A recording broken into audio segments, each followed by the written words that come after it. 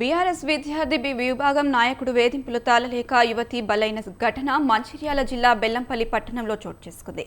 BRS విద్యార్థి భాగం మంచిర్యాల జిల్లా బెల్లంపల్లి నియోజకవర్గ అధ్యక్షుడు యదునూరు శ్రీనాథ్ వేధింపులు తాళలేక పట్టణంలోని హనుమాన్ బస్తీకి చెందిన సాయి స్నేహిత అనే యువతి ఇంట్లో ఫ్యాన్కు ఉరేసుకుంది.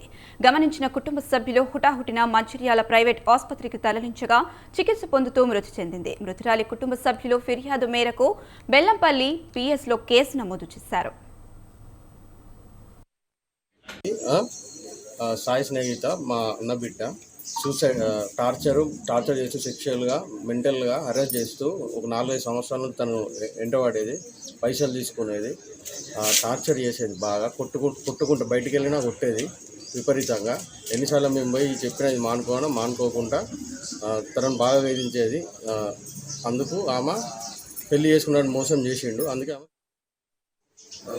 రోజు హరాస్మెంట్ చేస్తూ ఫోన్లు చేస్తూ హరాస్మెంట్ చేస్తాడు. ఆమె వేధింపులకే నా బిడ్డ ఇట్లా చేసి వాడిని మాత్రం విడిచిపెట్టాను. నా బిడ్డ ఎట్లా చచ్చిపోయిందో వాడు విడిచిపెట్టాను.